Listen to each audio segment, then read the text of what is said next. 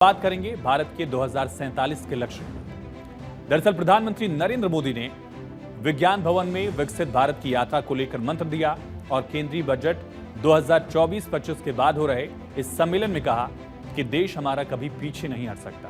उन्होंने कहा कि याद है पैंडेमिक के समय आप लोग चिंता में थे, हर चर्चा के लिए विषय रहता था दरअसल गेटिंग ग्रोथ बैक। भारत बहुत ही जल्द विकास के पथ पर दौड़ेगा, इसकी उम्मीद जाहिर की गई और आज भारत लगभग 8% की रफ्तार से ग्रो कर रहा है। पीएम ने कहा कि हम सभी डिस्कस कर रहे हैं जर्नी टुवर्ड्स विकसित भारत और ये बदलाव सिर्फ स्टेटमेंट का नहीं है, ये बदलाव है कॉन्फिडेंस का। इसका जिक्र किया प्रधानमंत्री ने, इस पर जोर दिया। आप में से भी बहुत लोगों को याद होगा और चर्चा के केंद्र में विषय रहता था गेटिंग ग्रोथ बैक। उसी के इर्द गिर्द हमारी चर्चा रहती थी और तब मैंने आपसे कहा था कि भारत बहुत ही जल्द विकास के पथ पर दौड़ेगा और आज भारत किस ऊंचाई पर है। आज भारत 8% की रफ्तार से ग्रो कर रहा है। तो इस सम्मेलन में उद्योग, सरकार, राजनयिक समुदाय, थिंक टैंक आदि से 1000 से ज्यादा लोग पहुंचे थे, भाग लिया उन्होंने, जबकि अन्य देश और विदेश में स्थित विभिन्न CII केंद्रों के माध्यम से भी लोग इससे जुड़े। प्रधानमंत्री ने कहा कि आज भारत दुनिया की 5वीं सबसे बड़ी आर्थिक ताकत है और वो दिन दूर नहीं है जब भारत दुनिया की 3री सबसे बड़ी आर्थिक शक्ति बनेगा। पीएम ने कहा कि बात सिर्फ बजट बढ़ाने की नहीं है, बात गुड गवर्नेंस की भी है। हमने 10 वर्षों में इस स्थिति को बदला है।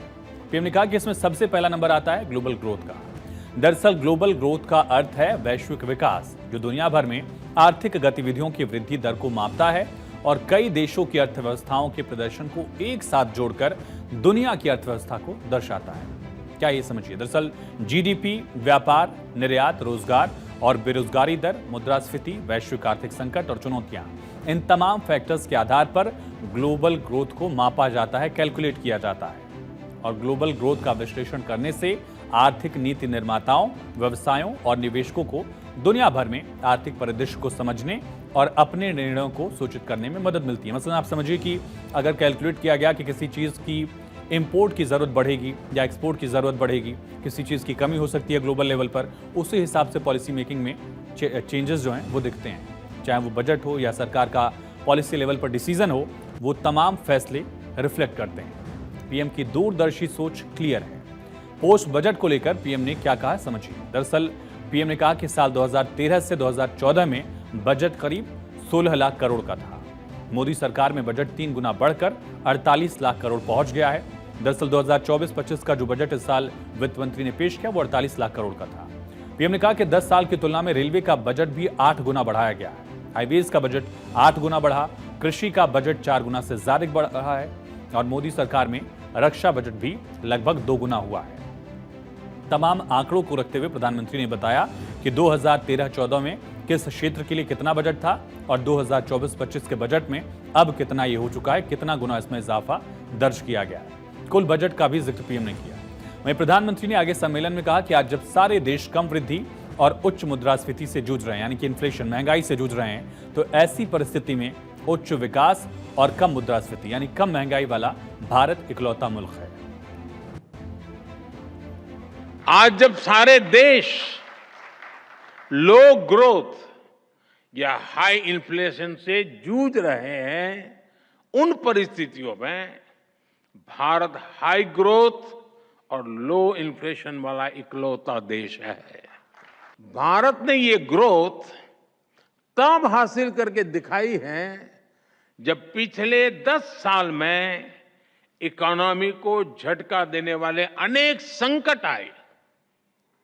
हमारे कार्यकाल में ये भी एक मुसीबत रही।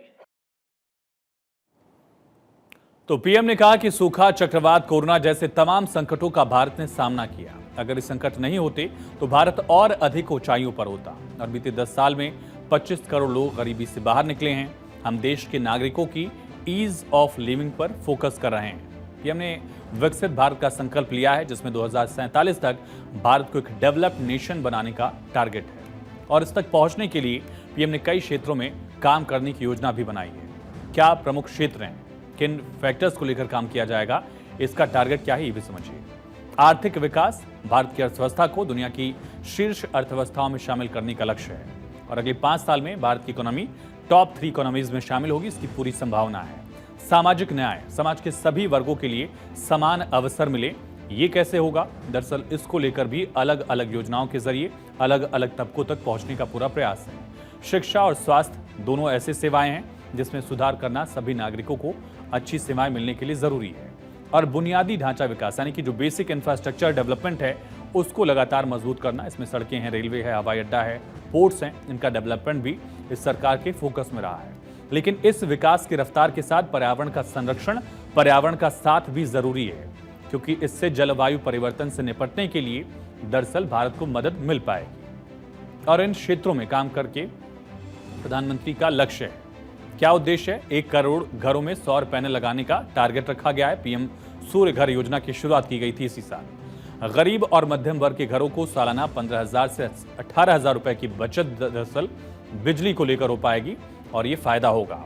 योजना से सरकार को 75,000 करोड़ रुपए सालाना बचत होगी। ये दरअसल टारगेट रखा गया है। सरकार खुद डायरेक्ट इसमें 40% तक सब्सिडी दे रही है। वेबसाइट पर लगातार पंजीकरण भी लोगों का जारी है और सरकार की तरफ से 7% ब्याज पर कोलेट्रल फ्री लोन, यानी कि आपको इसके लिए कुछ भी गिरवी रखने की जरूरत नहीं है। कोई भी प्रॉपर्टी या इस तरह से आपको कोई कोलेट्रल नहीं रखना होगा। और इसके लिए बजट में भी सरकार की तरफ से आवंटन किया गया। हर घर पर सौर पैनल हो और इससे उस घर को बिजली मिले और जो एक्स्ट्रा बिजली है ये बेची भी जा सके, इस तरह का एक प्लान पूरा रखा गया है, जिसका जिक्र यहाँ किया गया।